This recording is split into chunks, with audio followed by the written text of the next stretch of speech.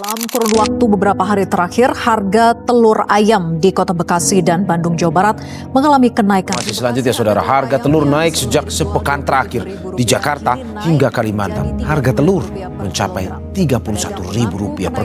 Beralih ke fakta lainnya, harga telur di berbagai daerah naik, termasuk di Jawa Barat dan Jakarta.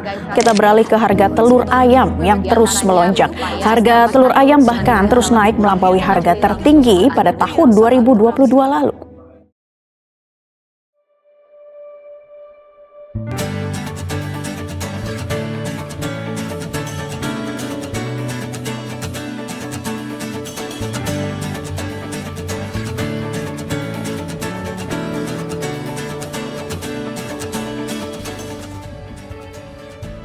Halo Sobat Kandang, perkenalkan nama saya Muhammad Fazri Fadilah, mahasiswa peternakan Universitas Lampung.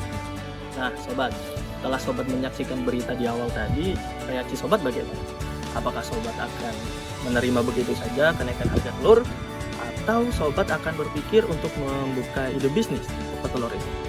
Nah, di video kali ini kami akan membahas bagaimana cara budidaya ayam petelur.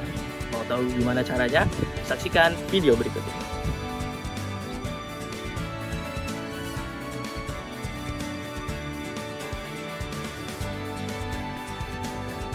Halo Sobat Kandang, perkenalkan saya Yuda Prasetya dari jurusan Peternakan Universitas Lampung. Hari ini kita akan mempelajari salah satu sistem perkandangan di perkandangan ayam petelur, yaitu sistem kandang baterai. Kandang baterai adalah salah satu sistem banyak digunakan di Indonesia, baik skala besar maupun skala kecil. Jadi teman-teman Sobat Kandang tahu nggak sih apa itu kandang baterai?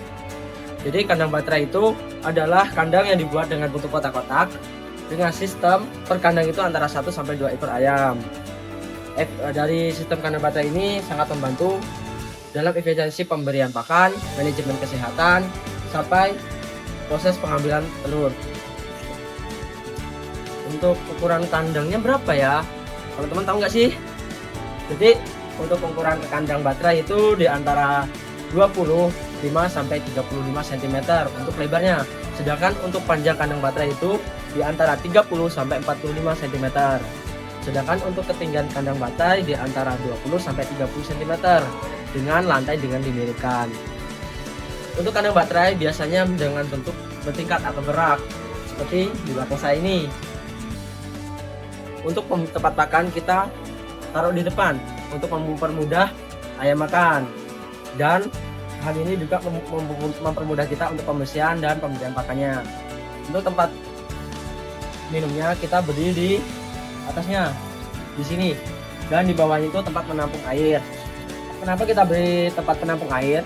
Supaya saat ayam minum ataupun dia tidak minum, tetesan air itu tidak mengenai ayam dan tidak menyebabkan ayam itu stres dan tidak mengganggu produksi dari ayam telur kita.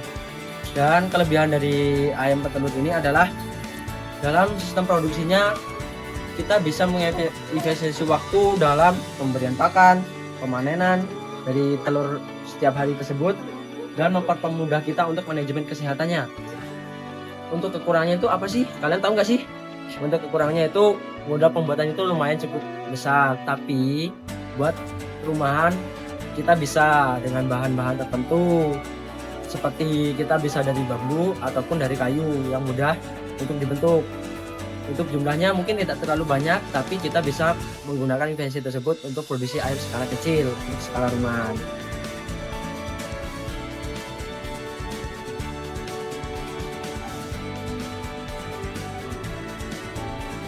Halo Sobat Kandang, perkenalkan nama saya Amai Waluyo dari mahasiswa peternakan Universitas Lampung.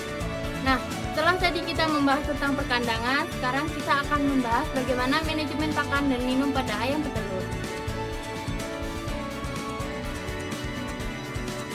Yang kita tahu sendiri bahwa hampir 70% biaya produksi itu dihabiskan untuk pakan. Maka kita harus pintar-pintar dalam mengelola pakan agar tidak membuat biaya membengkak. Nah, yang kita tahu, pemberian jadwal pakan pada ayam petelur itu biasanya 2-3 kali, diberikan pada pagi, siang, dan sore hari. Biasanya, satu ekor ayam bisa mengkonsumsi 110-120 gram pakan perharinya. Untuk air minum sendiri biasanya harus 24 jam karena kebutuhan air minum pada ayam itu 2-3 kali lipat lebih banyak dibanding pakan. Nah, pakan sendiri bisa didapatkan juga, bisa membuat sendiri atau kalian beli. Tapi saran dari saya lebih baik beli karena kebutuhannya lebih terjamin. Tips terakhir dari saya yaitu pakan diberikan jangan terlalu penuh. Pakan sendiri diletakkan pada tempat yang kering serta jangan lupa menjaga kebersihan air agar tetap bersih dan tidak tercemar bakteri.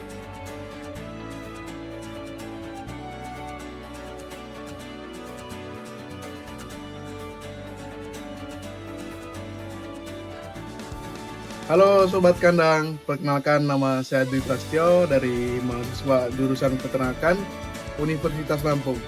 Nah, setelah membahas perkandangan dan manajemen pakan dan minum, kali ini kita akan membahas tentang jenis dan umur ayam petelur. Nah, jenis strain ayam petelur yang cocok untuk dibudidayakan itu Lohman, seperti pada kandang ini. Jadi kenapa Lohman? Karena jenis strain ini nih mudah beradaptasi, terus tidak mudah stres, dan yang paling penting itu produksi telurnya tinggi. Untuk produksi awal telur jenis strain Lohman ini itu lebih cepat dibanding strain yang lain, yaitu berkisar 16-17 minggu. Kalau umur strain jenis strain yang lain itu biasanya 18-20 minggu. Nah, jadi sangat direkomendasikan untuk dibudidayakan. Dan untuk ayam bertelur itu membutuhkan waktu 24-26 jam, yang berarti satu butir telur itu membutuhkan waktu 1-2 hari. Dan juga untuk jadwal pengambilan telur itu biasanya dilakukan pada pagi dan sore hari. Kenapa dilakukan pada pagi dan sore hari? Karena ayam ini kan bertelurnya tidak barengan. Kadang ada yang bertelur duluan, kadang ada yang telat. Untuk itu jadi dilakukan pengambilan 2 kali, yaitu pada pagi dan sore hari.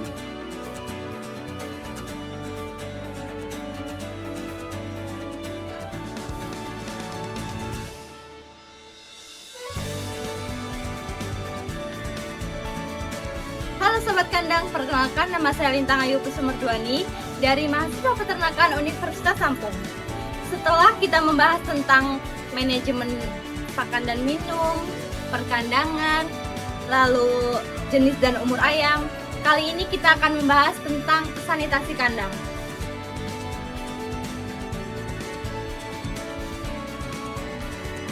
Untuk yang skala besar, pembersihan dilakukan 2-3 kali dalam seminggu. Untuk skala rumahan bisa dilakukan setiap hari sekali. Untuk yang kita bersihkan itu tempat makannya itu dari bulu-bulunya atau makanan yang menggumpal. Untuk tempat minumnya dibersihkan setiap hari agar tidak berlumut.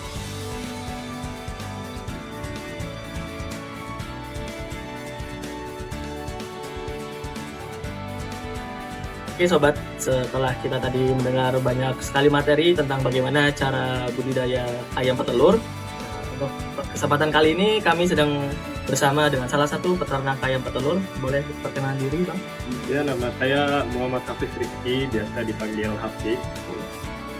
Untuk peternak sendiri udah mulai dari tahun berapa?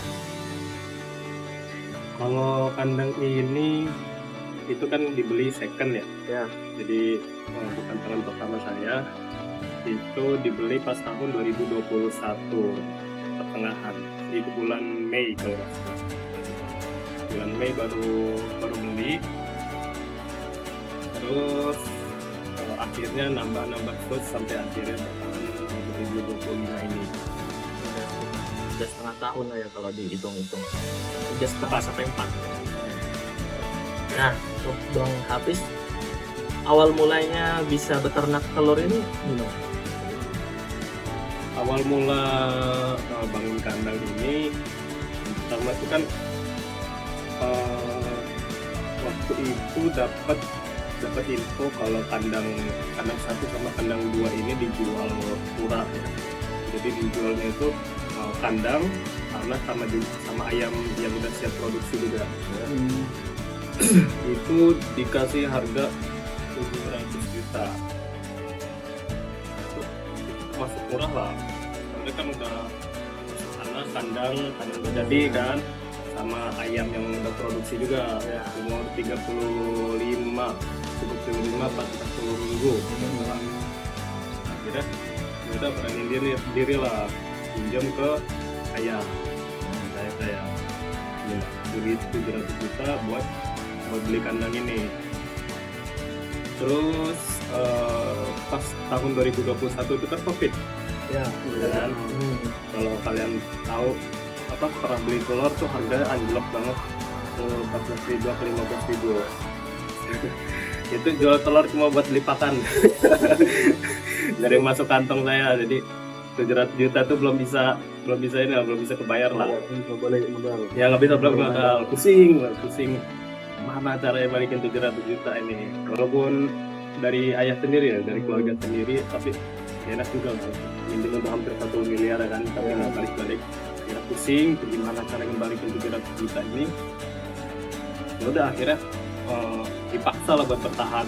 Jadi emang saya itu uang jajan nggak dapat dari ini kan, dari jual telur ini, kalau jual telur buat beli pakannya lagi kan.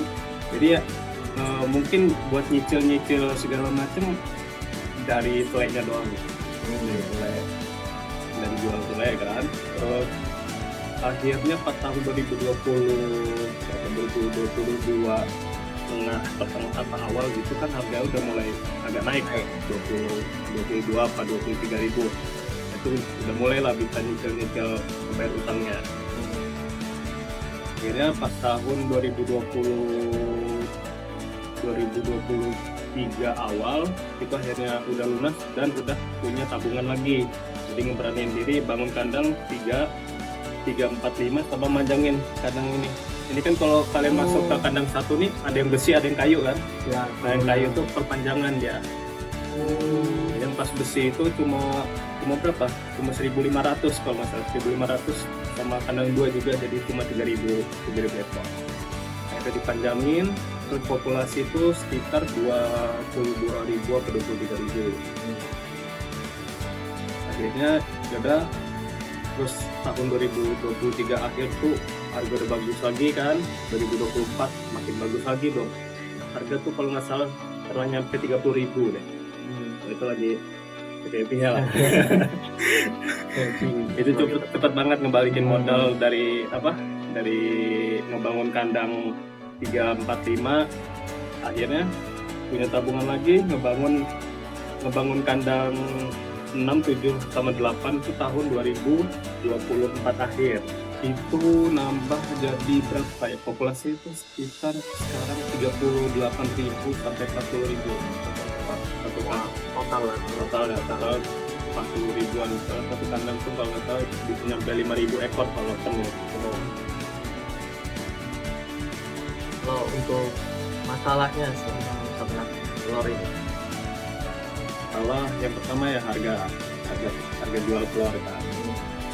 Kita nih berpegang sama PPN lah, harga itu PPN.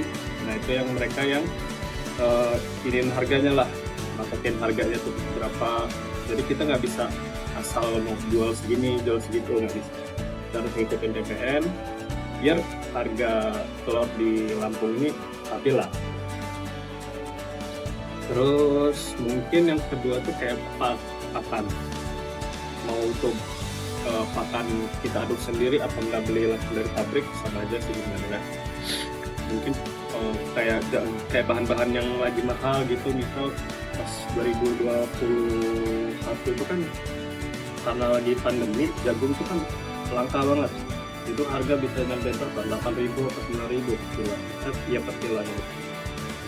Jadi dari harga sama dari harga pakannya juga tabrakan lah. Nggak bisa kita mau mainin aduk pakan, itu nggak bisa. Kita harus beli pakan jadi juga harganya tetap naik kan. Soalnya kan mereka juga dari jagung lokal kan.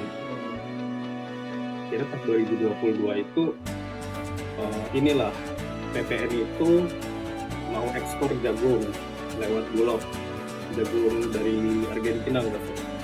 Saya yang bantu ngurusin, lumayan dapat berapa? Dapat bantuan urusan. Terus sama penyakit sih, mungkin harus rutin dicek. Terus sama vaksin juga, vaksin kan ada yang harus direvak kan. Mungkin kayak ND, terus AI itu kan harus direvak ya. Jadi kalau nggak salah tuh 3 bulan sekali harus direvak. Sama obat cacing juga,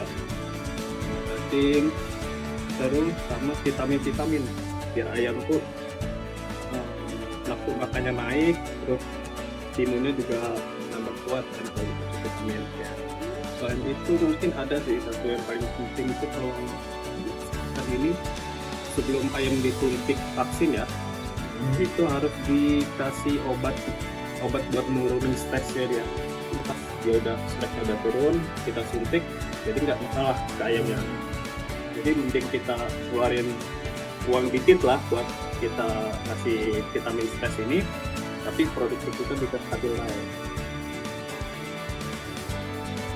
Nah, sekarang ini Bang, apa tips and trick nih Bang buat peternak pemula yang mau usaha ternak ayam petelur ini apa Bang? Tips and trick, Ya.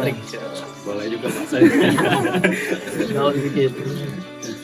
Ya, tips and trick ya, mungkin kalau emang modal belum banyak, bisa dari skala kecil aja dulu. Gak apa-apa lah, start ekor, nggak apa-apa. Yang penting sih niatnya. Dan diseriusin gitu. Walaupun kamu punya 10.000 ekor, tapi kalau main-main ya nggak bakal nambah juga. Ini cuma yang rugi aja kan, nggak ada untungnya. Mungkin kamu kalau misalnya emang nggak ada modal, ya mungkin kamu pakai kecil dulu, 100 ekor, 200 ekor nggak apa-apa. Itu kan yang paling penting itu kita tahu lah. Kalau misalnya ini kayak gini, kita kayak gini. Gitu. Jadi kita udah tahu ilmunya lah, udah tahu dasarnya karena kita udah pelihara dari yang sedikit. Daripada kalau kita langsung belum banyak, langsung banyak kan, langsung gede. Tapi kita nggak ada ilmunya kan, malah merugiin kita. Cuma malah belajar dari usaha yang banyak itu.